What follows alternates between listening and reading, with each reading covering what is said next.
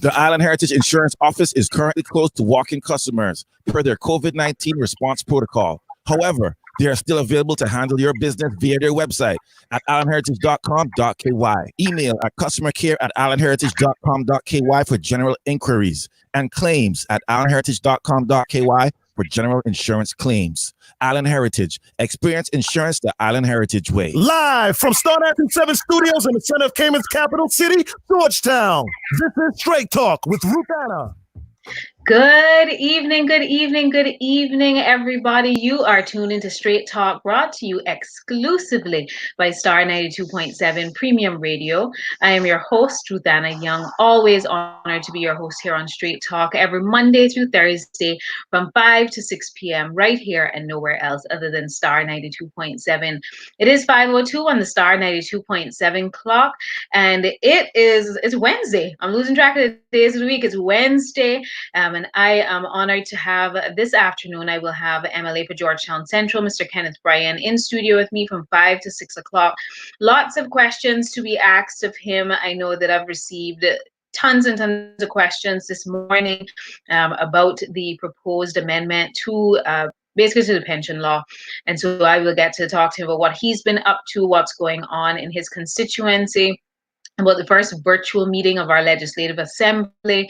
Just so much to talk about during this time.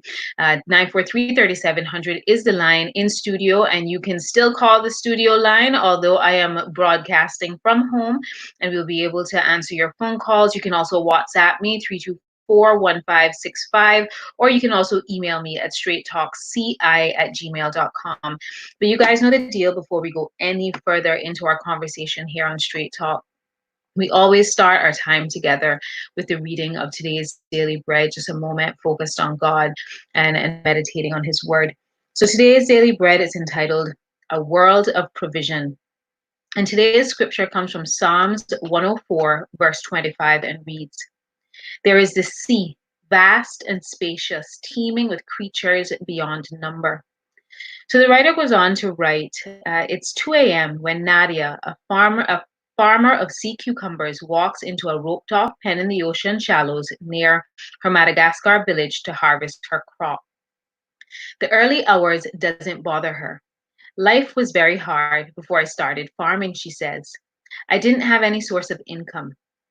Now, as a member of a marine protection program called Volundrake, means to live with the sea, Nadia sees her income growing and stabilizing. We thank God that this project appeared," she adds. "It appeared in large part because God's creation provided what their project needs, a natural supply of sea life.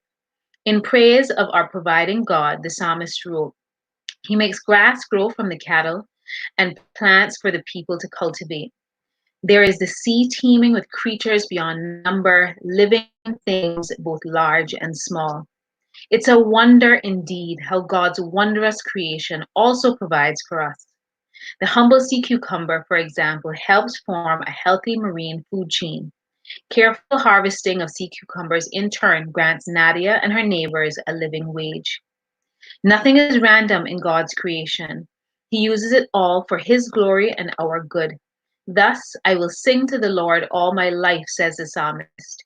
We too can praise him today as we ponder all that he provides. Thanks be to God for that word today. As always here on Straight Talk, we remind you, we encourage you to spend time each and every day focused on his word, meditating on his grace and how awesome he is. And just a reminder for those of you tuned in on the radio, we are streaming live video from the Star 92.7 Facebook page. If you want to tune in there, thank you to those who are already locked in via Facebook and who have joined us via the stream, and for all of you on radio. So happy to be talking to all of you this afternoon as per usual. But joining me this afternoon is MLA for Georgetown Central, none other than Mr. Kenneth Bryan. How are you doing, sir? I am doing well, Ruth Anna, and thank you so much for inviting me onto Straight Talk. It's always a pleasure to be on here with you. And boy, do we have a lot to talk about today. So I'll leave it to you to get it rolling. Absolutely. Well, first and foremost, happy to have you back on Straight Talk. I have to get used to saying have you not in studio, but curious to know what have you been up to? I don't think we've gotten together really About two since weeks this now. is yeah since we've been in really the depths of this and moving through this global crisis. What have you been up to? Well, obviously, as a representative and with the restrictions of social distancing, it makes it rather difficult to do the normal things I would do, which is be in my communities, around my people, in close proximity. So I've had to revamp and do things a little bit differently. A lot of my work is done over the phone, by way of trying to keep people informed, as well as assisting people who sometimes have difficulties with understanding accessibility to the options that are available to them as Caymanians. So, for example, somebody who needs help with the NAU application, I can fill that out for them, and just at least take it to them to drop it off, and then leave, because obviously we know we can't be interacting on a close level. A lot of assessing and assisting people with food, which has become really problematic from a financial perspective. As you know, how much I make in salaries, close to over $9,000.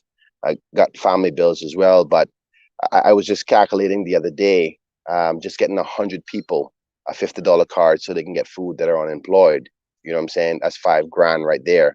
And thankfully, for a few good people who have donated to me, I was able to get more than what I could pay for myself, because outside of my salary, I have nothing much more to be able to access to pay for these things. But there's so many people who are just in need of basic food, just food. I mean, literally, the number one essential in life to live is food. You can do without a house, you can sleep on the road. I mean, not saying that we should be doing that, but you need food to live. And there's so many people who need it. And I got 1,257 people in my constituency, and just trying to help 100 at $50 a piece to get some groceries that may only last 3 days, was $5 grand. And it's become difficult, but thankfully the government is easing much of the pressures and requirements at the NAU to make it easier for people to have access to it. Still a lot of long lines at the NAU because so many people unemployed. But thankfully, to the good angels in the community, people like myself can get help from them and get out into the communities for those people who can't wait as long as the needs assessment unit will take, and $50 can get them through until that process is completed. So stuff like that, giving comfort to people and letting them know that we're going to get through this, and we can trust the Lord together as a team, Cayman, that we're going to get through this. And much of it, a lot of the mental health is the things that I'm concerned about, because as a representative, you need to encourage people to let them know everything is going to be okay, because we're going to be okay. We have to have faith in our Lord. We have to have faith in our country, in our representatives, and us as a community. And as the time passes, it gets harder, but we will get on the other end of this positively. So a lot of that is what I've been doing. I must say that I'm honored by the people of Georgetown Central to be in this opportunity, because this is a time for me to show that I am that representative they wanted. So really, really busy. At the same time, trying to take care of my princesses and my wife at home throughout quarantine. And I must say, it's wild and amazing to be surrounded by women under lockdown for a long time. But I think we're going in a positive direction in respect to things, particularly with much of the news that we're getting from the results. We see that a lot of them are staying below that 5 to 6 range. Some days, none. Like today, we had no results at all. We had 8 results, but all of them were negative. We also hear that the government is now ramping up their testing, with over 700 tests pending, waiting for results, because that's a part of their first initial expansion of testing protocols that they've done. So I expect to see some large numbers of results come in, and hopefully those results will be all negative. But if some of them come back positive, we have to put that in perspective, that it's a larger pool of tests. And keep our fingers crossed and trust and faith in God that our early actions by closing the borders and social distancing and closing of certain businesses and the like will have a positive effect on those results. So I feel optimistic about our direction. I'm a bit concerned about the future of the economy, but that two steps are taken, which we will know about later in the show, about what we're going to do in the Legislative Assembly tomorrow to try to fix that.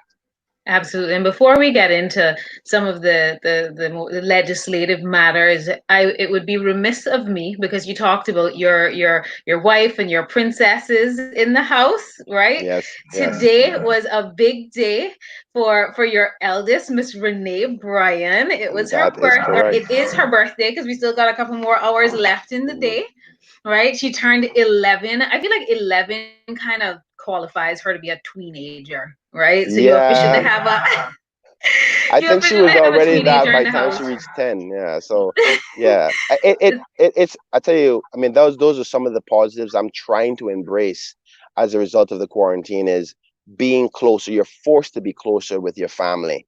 And obviously we all love each other, but being with each other all the time because you go, okay, I need a break.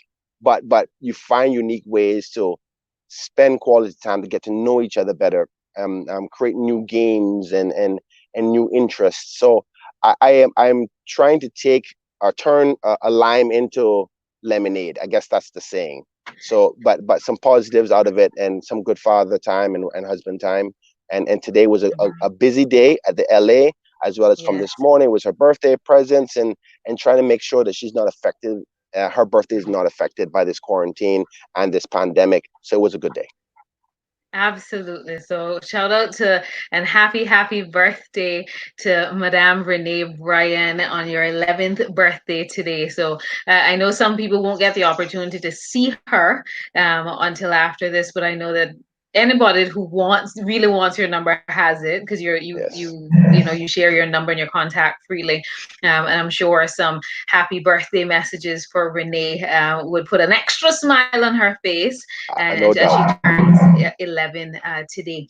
And so you mentioned, the LA was busy today, and I think people are trying to understand what happened today and then what will be happening tomorrow, right? So if you could briefly explain that, and the questions have already started, coming in about pensions on the Facebook feed. So I'm gonna get to those. But what took place today, and then what will be taking place tomorrow? Okay, so just to sum up today's proceedings, as you know, the current speaker is well, let me not get to that yet.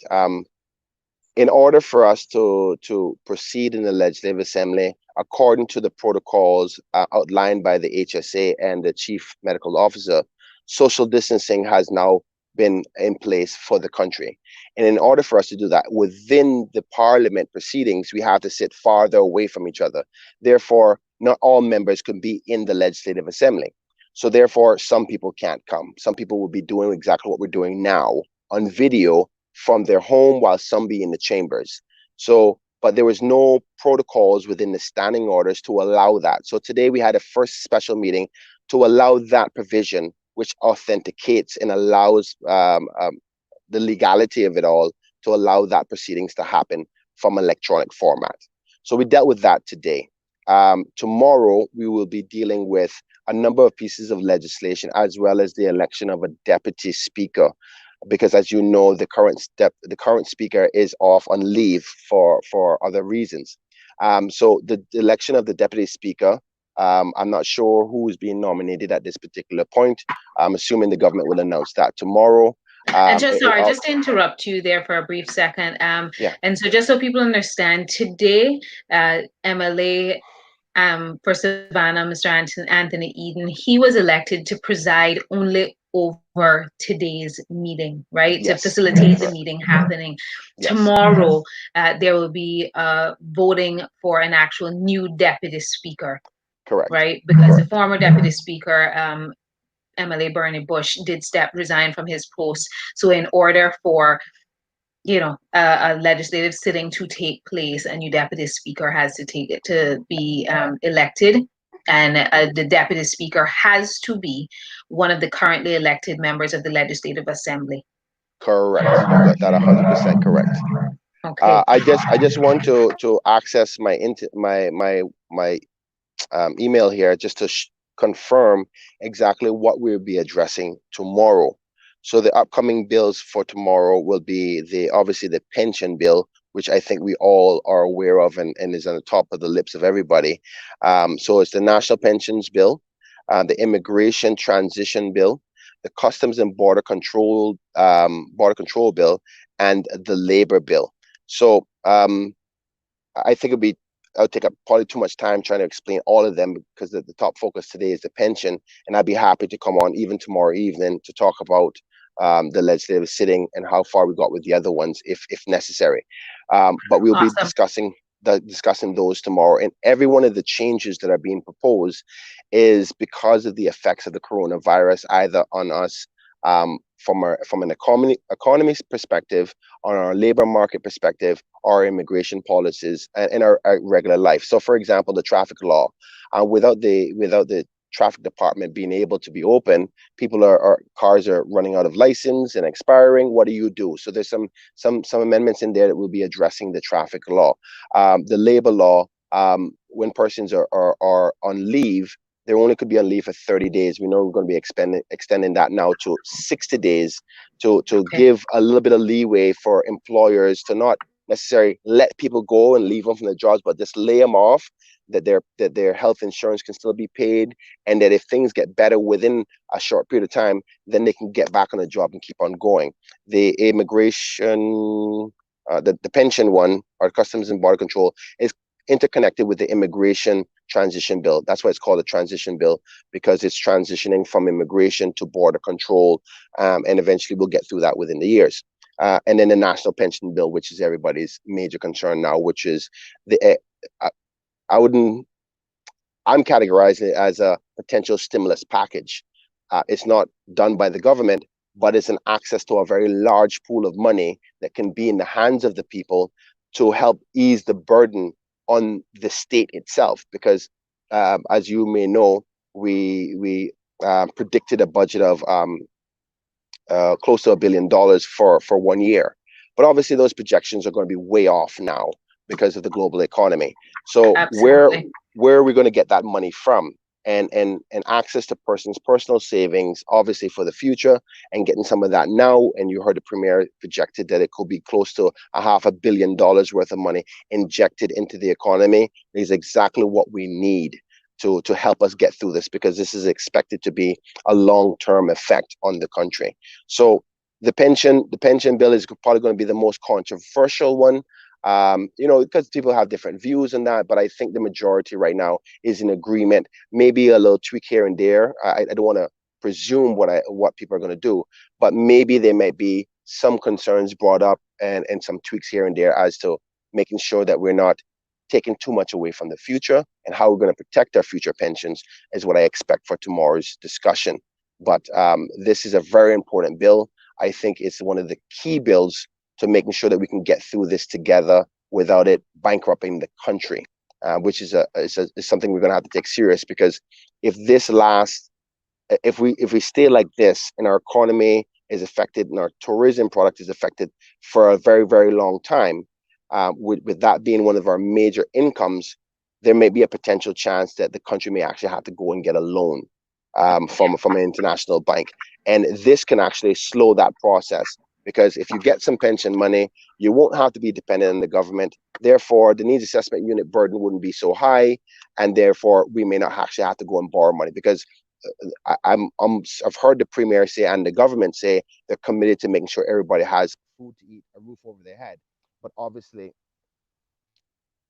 every legislator is in agreement with that.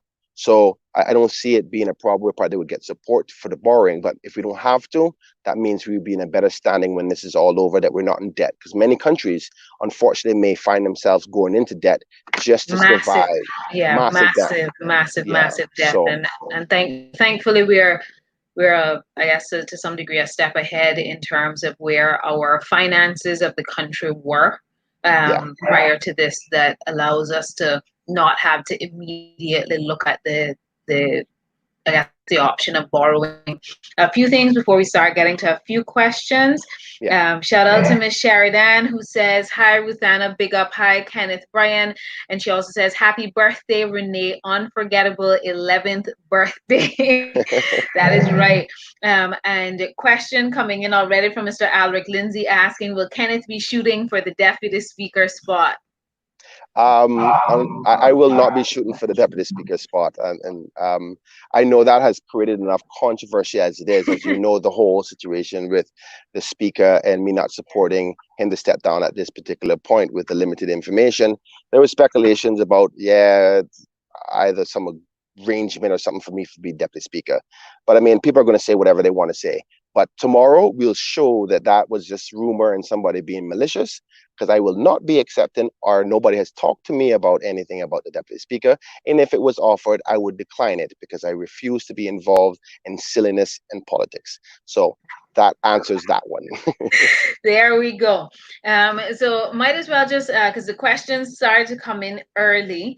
Yes. So Miss Nathania Wells Mayer on Facebook asked, "Kenneth, as a Caymanian who only recently moved to the US and family is also experiencing the economic effects from this pandemic, I am disappointed to know that because of my move, I would not have access to my pension relief that has been proposed and for debate tomorrow in the Legislative Assembly. I know that I'm not alone in this situation, as there are many Caymanians where I am. Would you bring this matter to the floor tomorrow on behalf of Caymanians like myself who feel we should have the option as well?" Well, I want to say that to that person. Thank you for the comment. I think there's a legitimate reason for concern there, but obviously the reason for that purpose in there, I'm speculating on behalf of the government here, is that obviously you want to take care of those persons who are here and who are at home. Now, the question is how soon did you leave? So I think that the timeline that they have used, which is February the 1st, I think. I can't remember what the regulation or the legislation said. That's the date that the current proposed bill Yeah, it's does 1st of give February, right? Yes. Yes. Anyone who So left after February 1st. So for Miss Nathania, if you wouldn't mind, whether it's in the Facebook feed or if you don't want to put your personal business in the Facebook feed, you could send me a WhatsApp 324-1565 to answer that in terms of timeline as to when you did relocate to the US. Yeah, because even let's say, for instance, somebody moved away to the United States in January. They just left, they haven't established themselves elsewhere. I would have liked to see that period extended back to say, if you left Cayman to live somewhere else in October, up to October, you can still access it. Because anytime before October, you've obviously left Cayman for quite some time. I think it's a very short period, and I think they would only affect a small number of people. But you have to cut the limit off at some stage, because there's many Caymanians who've left for years. And there's other options where there are to access grants and the like in those locations. So I know it's going to be controversial, but I understand the logic behind it. But I would agree with her that I think February 1st is a little bit tight, because if a person just moved away and trying to get settled, or what about the person who is gone away for a contract for a job elsewhere? They're technically may not be legally under the immigration law considered as a resident. Correct. But the financial circumstances and economic circumstances are not conducive for them to be well off, or the state may not be willing to help them. So I think that discussion could come up tomorrow, and the government can give their rationale behind why so quickly. But I understand the logic behind it, and maybe again that could be an area could be tweaked. But how far back do you go? And there's always going to be somebody left out. So I'll definitely bring it up, and I'll allow the government to put their position forward. I haven't had any specialist be able to say to me, okay, here's would be an ideal amount of time. But I thought 6 months from when this started would have been a reasonable amount. It's also the established time for immigration matters that is recognized as well before you're no longer considered a resident. So I would have used a 6 months mark, but I don't know why the government has chosen February 1st, but I'm quite sure they can explain that in the House tomorrow. Okay, because she did say that she did answer me in the Facebook feed and say they left in late July last year. So they have been away, I guess, resident or taking up residence somewhere else, coming up on a 1 year mark at this stage. Okay. Yeah, right. But like you said, there may be us even people who have left in the, especially Cape Manians who left in the last 6 months, may have not had the opportunity to reestablish life elsewhere. But here's a question. Here's a question that's going to come up tomorrow, and I'm not trying to create problems because we have to work together. I am with the government to help assist them in any way I can. I want to make sure that's clear. But here's a problem that could potentially come up. What about a Caymanian who were living away for a period of time and came back home on one of the BA flights? Well, and so it's I guess it comes down to the proof of residence, right? How do you Exactly. prove that? And I was curious myself. It does give as the bill is proposed presently, it gives the opportunity to appeal any decisions to Yes. the director. And Yes. so I am curious to know if decisions like that, like if you decided, listen, I've been away for the last 2 years or whatever, and because of this, I've now decided to come home. Where does that person access assistance from? Because they would have left whatever for whatever reason they were in another country. They've left that country now. And maybe that country has put rules and regulations in place as to not being able to access help if you are not there. Exactly. And So especially if you're a Caymanian and have been now returned home and intending to, whether it's in the short, medium, or long term, be here for the duration. What is that a decision that can be appealed to the director as the current bill? I definitely think that's obviously these things are going to come up and we're going to be able to flush them out tomorrow and be able to have better answers, but we're not going to have all the answers today. It's not going to be perfect.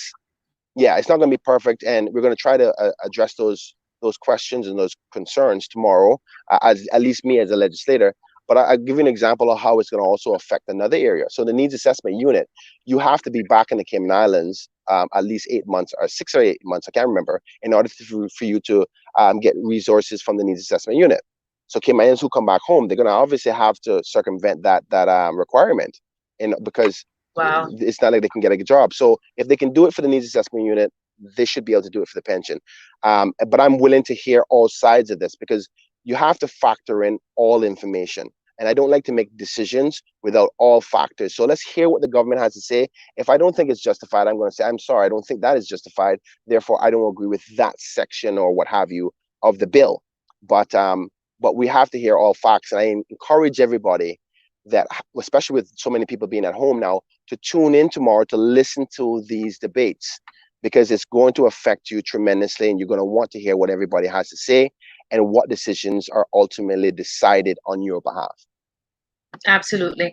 And so to the questions, like tons of questions have come to me so far this morning, and through the course of the day, after the draft bill has started to circulate and the like, most of which have surfaced around the issue of statutory authorities and government companies and what it means for people who are or were employed in any category of those two things. And so one of the questions I got was, is there a list somewhere, generally speaking, is there a list of all statutory authorities and government companies? There is a list, and I have it here for you. But for those who may want to go and find it, because obviously when I repeat it here, it's going to be difficult for people to remember everything. If you wanted to go to just Google statutory authority and government-owned companies under Google, and there's a large list of them on the CNS website. There's also on the government website once you do a search for those. But I'm going to list out those for you now, just for the listening audience, because we're going to be talking about them shortly as into how this pension is going to be affecting them. So we know that so far the pension, people have heard that certain people will not be allowed to do this pension withdrawal. And so far that those who are civil servants, persons for statutory authorities, and government-owned companies. Now, it's a little bit different for statutory authorities and government-owned companies, because there's some statutory companies, statutory authorities and government-owned companies who have pensions in private administrators and not the public pension fund. All civil servants have their money with public pension funds. So we don't have to talk about the civil servants. We know that they cannot be a part of this unless they have a separate, a previous separate private pension fund that they can access. And we'll get into that for a second. But let's talk about the statutory authorities and government-owned companies. And I'm going to list them out.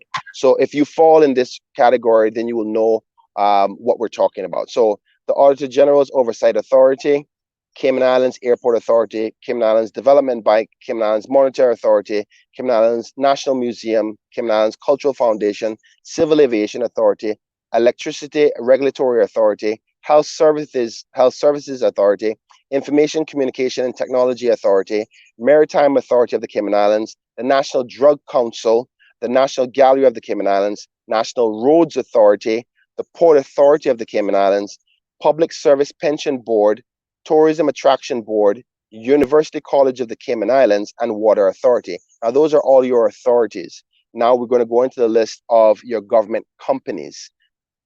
Cayman Airways, Cayman Islands Stock Exchange Limited, Cayman Turtle Farm, Children and Youth Services Foundation, which is the K's, Cayman Islands National Drug Insurance Company Limited, National Housing Development Trust, and the Sister Islands Affordable Housing Corporation.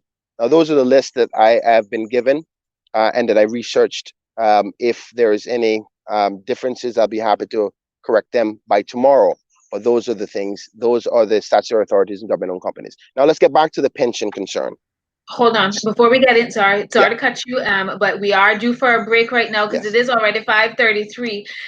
So when we come back, we're going to dive right back into questions with MLA for Georgetown Central, Mr. Kenneth Bryan. We're going out for a brief break, so keep it locked for some more Straight Talk on Star 92.7.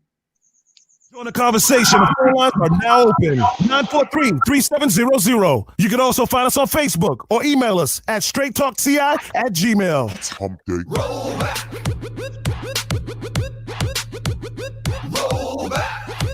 Every Wednesday for February, March, and April, all Rubus service stations are rolling back the price on full-service price fuel 20 cents. Every customer will save 20 cents on every gallon of fuel purchased on Wednesdays. Roll back. Roll back.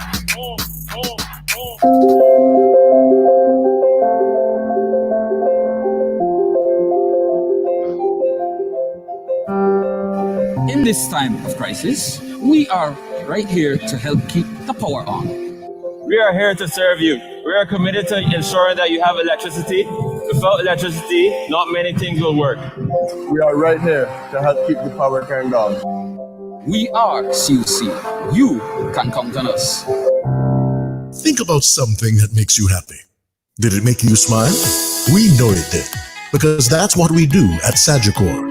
Put smiles on our clients' faces every day.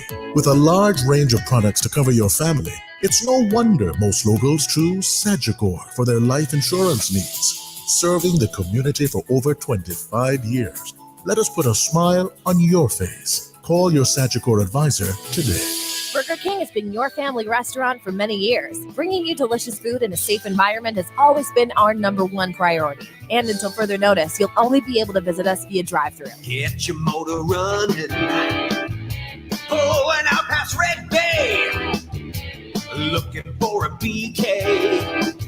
At whatever time of day. Burger King drive-thru. Burger King's drive-thru is open at 7 Mile Beach, Waterfront Georgetown, Walkers Road, or Red Bay for breakfast, lunch, or dinner. Welcome back to Straight Talk with Ruth Anna on Star 927. And we are back, folks, and you are tuned into Straight Talk, brought to you exclusively by Star 92.7 Premium Radio. It's now 5:35 on the Star 92.7 clock. Thank you to all of you who are tuned in, whether you are tuned in via the radio or via our live Facebook stream from the Star 92.7 Facebook page. I am joined this afternoon by MLA for Georgetown Central, Mr. Kenneth Bryan, when we are going to dive right into a whole host of questions that have continued to come in since this morning. And of course, shout out to none other than Mausi herself, who is locked in via Facebook. And to the Facebook audience, I ask you to bear with me. I know you get to just kind of stare at me during the breaks. I'm going to try to come up with something funny for one of these days, so I can be a little bit more entertaining during this time. But let's dive right into it. Another question has come in via Facebook and from Siobhan Hides, and she says, and we're going to get to this. She says, can you address statutory employees who contribute to their pension funds? Some authorities like HSA, CMI, etc., all contribute, but when reading the bill, they are excluded from withdrawing. And she goes on to say further down, also, if there was a period of employment where you were employed by a government authority, those funds ended up being pooled with those of my now private employment funds. Will these people's ability to withdraw be affected? So those questions came into me as well. So if we could, what I'll do is I do have a list of questions for you, and so I'll since what she has asked is integrated into that. I'll just continue on through the list that has come into me. So. Second up, I got the question, will current employees of Cayman Airways be allowed to withdraw, like people who are currently employed at Cayman Airways be allowed to withdraw from their pensions? Unfortunately, in the current layout of the law, no. Sorry, I'm getting a little bit of feedback there. The persons who are currently employed from that list that I just told you before, if they're currently employed, they can't. But the law is structured that if you used to work for them, but you are now in the private sector, that you could withdraw as long as the contributions were going to a private administrator. If it went to the public pensions fund, then you will not be able to withdraw it. So anybody who's currently working for service, government-owned company or public authorities, you will not be able to withdraw from your current plan. If you are still employed at this time. If you're still employed at this time. But if you have left the authority and you're not working with them and you're not working with another authority or another government-owned company or another civil service department, then you could withdraw as long as the funds are going to a private pension administrator.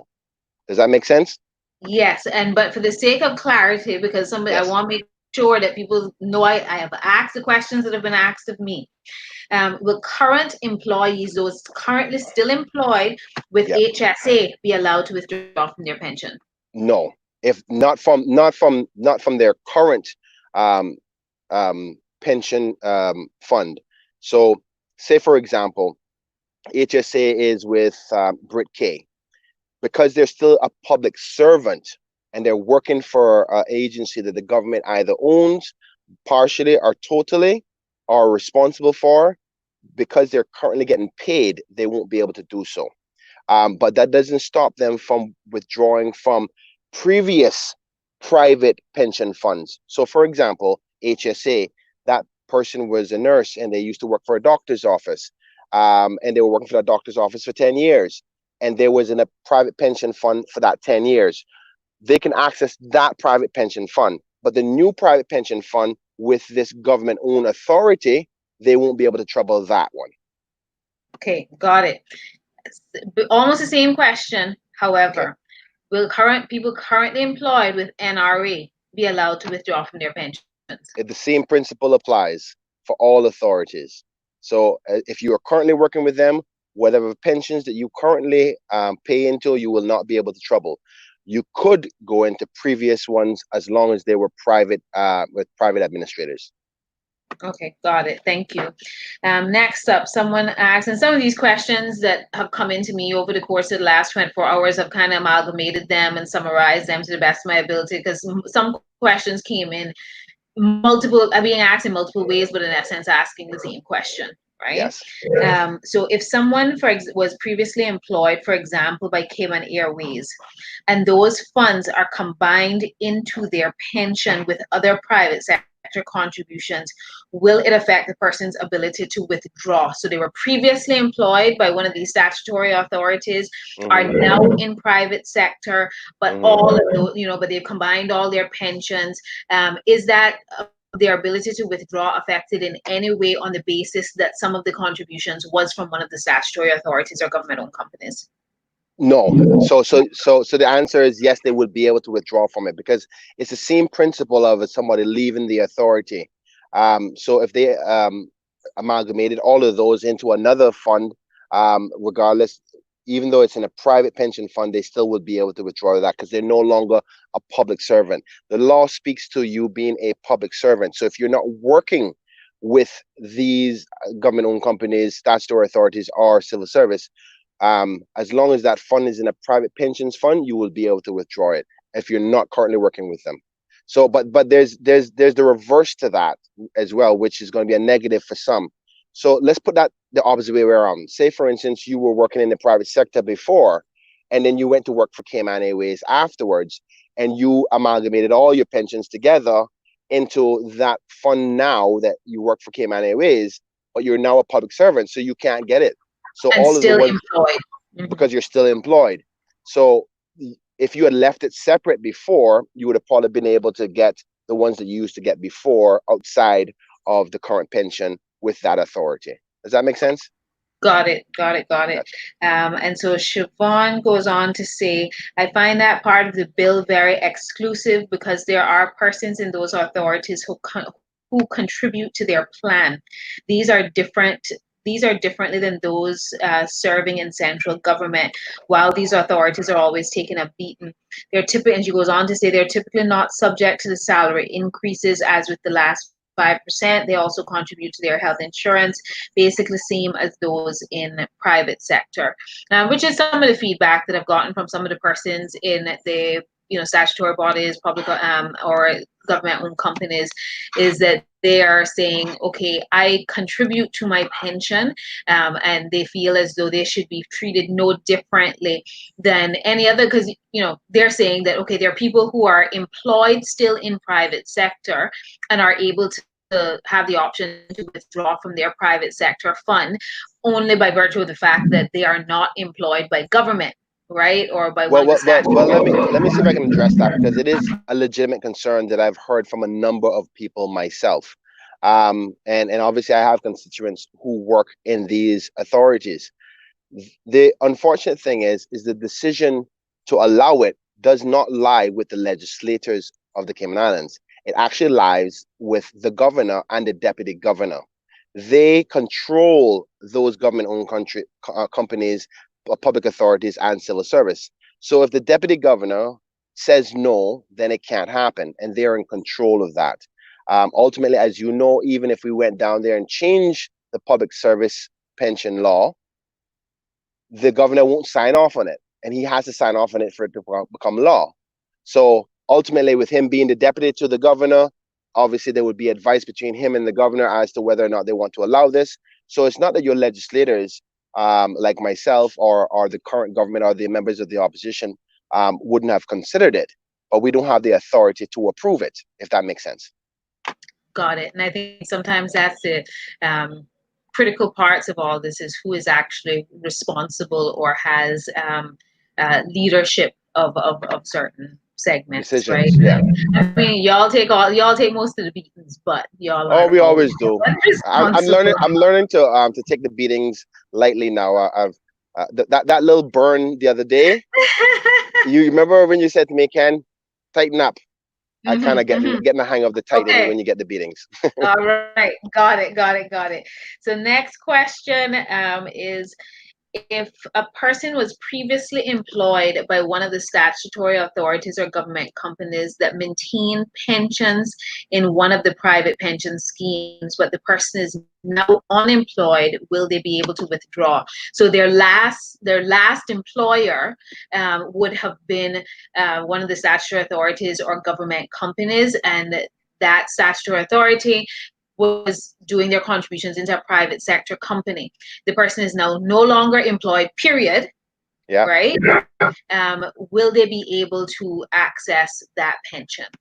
Yes. According to my understanding of the law, and I'm happy to stand corrected, but I've done as much as I possibly can to clarify the interpretations of the law and the different sections. Once you are no longer a public servant, because the law speaks to a public servant, that person is no longer a public servant. So technically speaking, they cannot stop them from doing it. And the only two things that stops you from doing it is, one, you're either a public servant, or two, the contributions went to the public pension fund.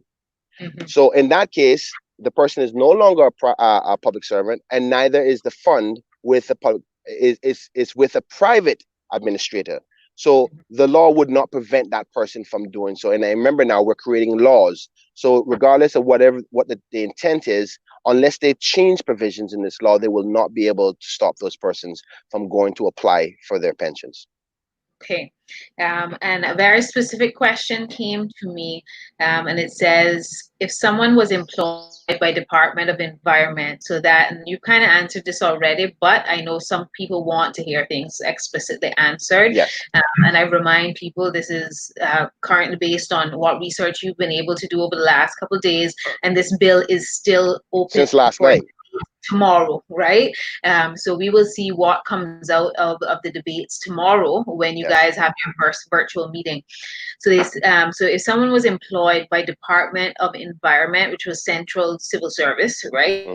But now employed by Port Authority, right? So they're now in, as opposed to Central Civil Service, they're now in an authority, and they said that the Port Authority maintains a private sector pension.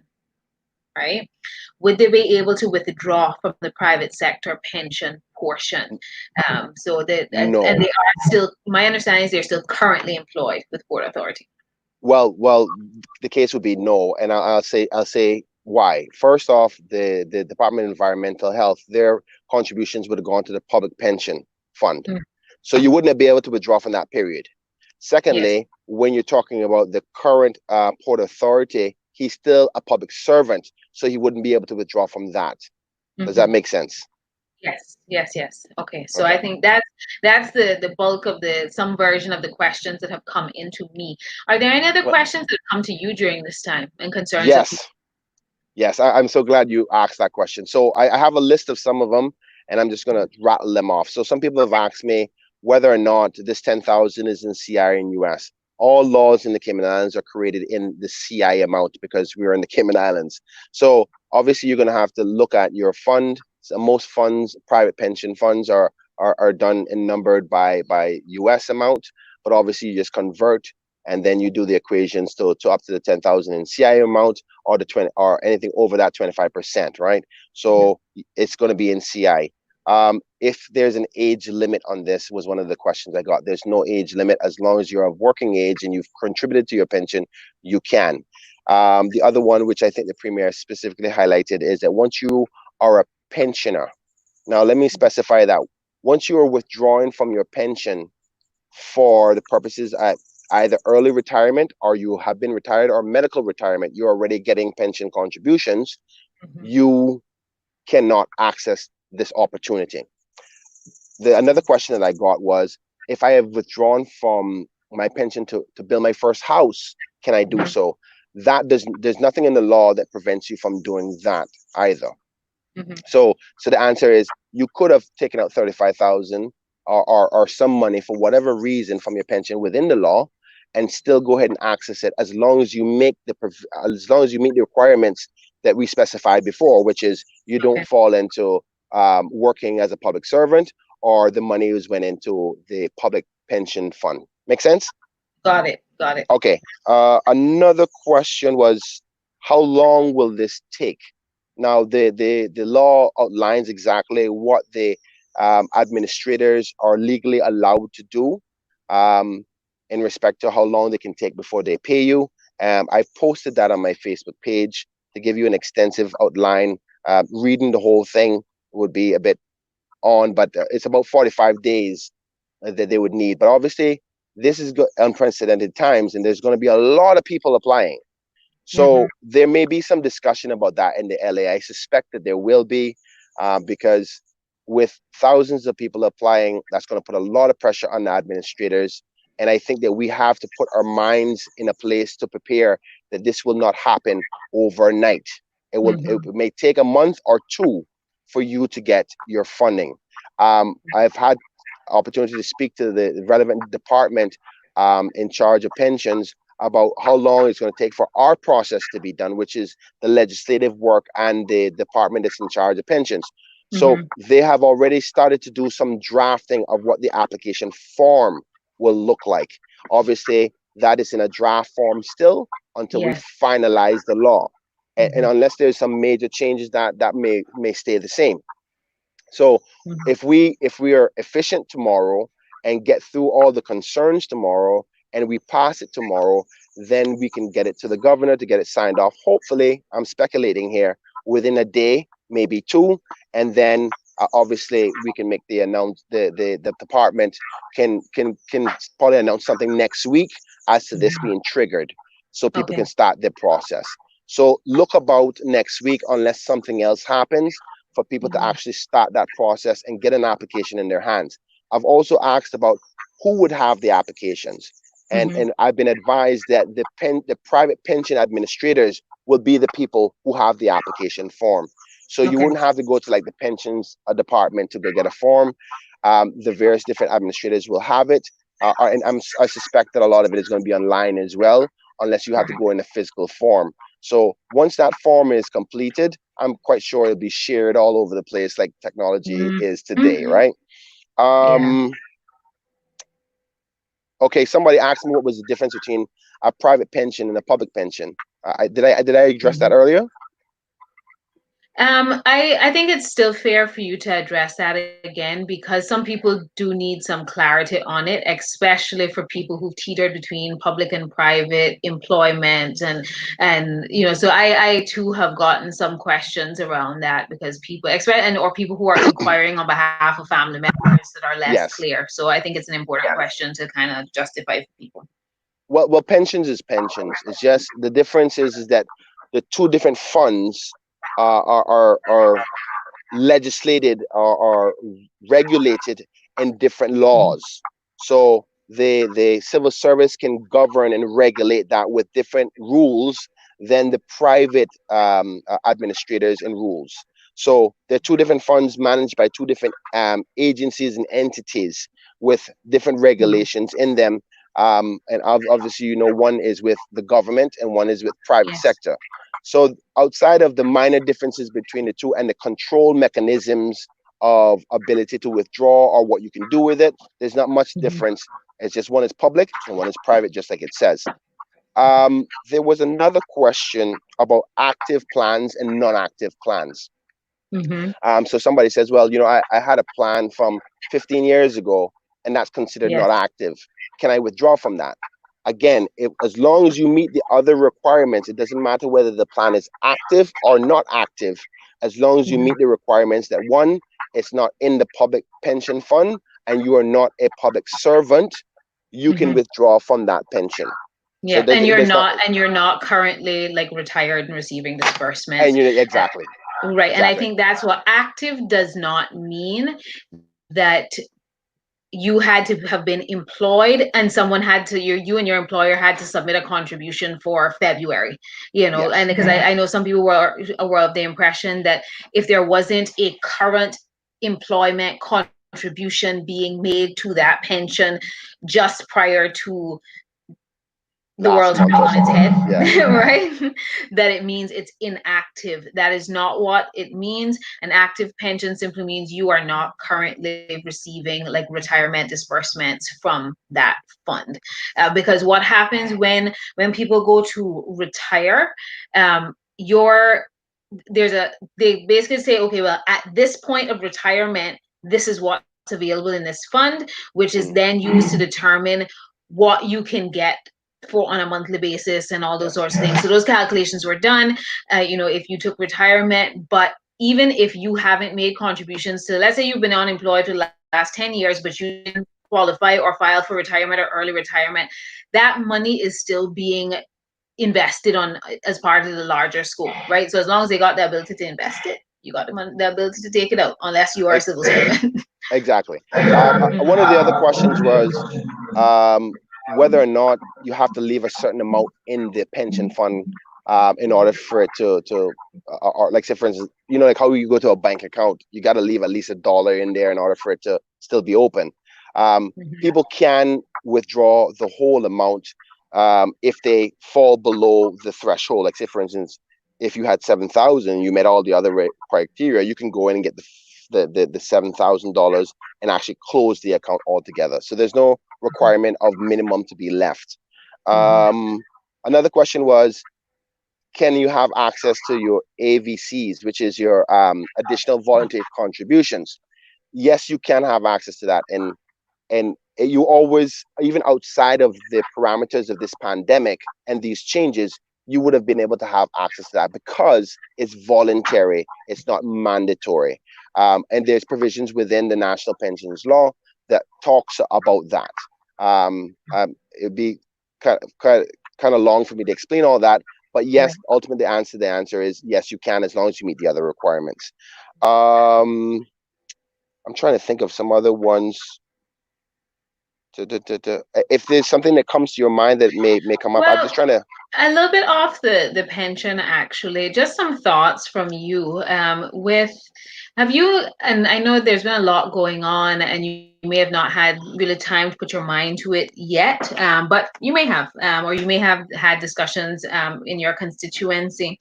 What are your thoughts about what things may possibly look like for us once the domestic economy resumes, but with essentially with tourism shut down possibly through the end of the year?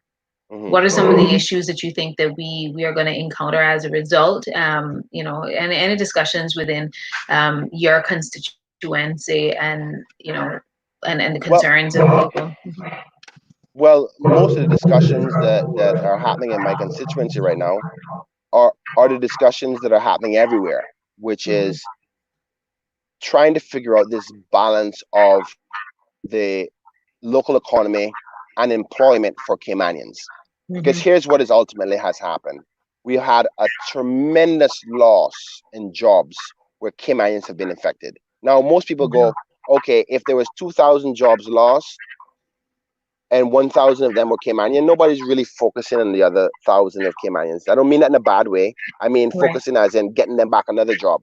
Most people are thinking, okay, fine, I'm sorry, there's not a job here for you. Let me take care of you as much as I possibly can until I can get you on a plane, and then you can go back home where your home country can take care of you. But the question now is, there's other jobs within the local economy, if and when we get that open up, that there will be work permit holders on. So let's just say there's 10,000 jobs in the local economy going, but out of those 10,000, 4,000 are work permit holders. But now you have this 1,000 or 1,500 people from the economy that was focused on tourism. The question is going to be, well, why we still have these work permit holders when these people they need work, Caymanians that need work. So that transition is probably going to be one of the most controversial ones, one of the most difficult ones to manage. And I suspect that the work department is going to have to up its game in respect to its responsibilities and keeping and managing eye on that process, because we can't have jobs available for Caymanians within the local economy and have Caymanians unemployed while the needs assessment unit is paying their bills if you have jobs available. But the flip side to that is, sorry, and I just want to add, we have about 45 seconds left, so we just need to the other side to that is the employers want to make sure that the people that they're employing, even though they're mindful of Caymanians needing work, have the skill sets necessary to do the job they need to do. So for example, you may have a waitress in a local restaurant, but this guy was a tour guide who was a Caymanian, making sure he has the skills that even if you were trying to replace him with the work permit holder, he can still do the job. So we got to manage that properly. I know we're running out of time. I'd be happy to come on another time. I just want to say to everybody, please stay safe, stay home if you don't have to go out. Remember social distancing, and remember to love each other and look out for each other in respect to this. We're going to get through it. We're going to be all right if you trust the Lord and we stay together as a country and just follow and abide by what the government is saying, because the specialists are advising them of these things, and we can get through this together. All right. Thank you so much. Awesome. Thank you so much, Kenneth. Guys, that was MLA for Georgetown Central, Mr. Kenneth Bryan. It is 6 o'clock on the dot, which means we are out of here, and I will be back again tomorrow for some straight talk right here and nowhere else other than Star 92.7.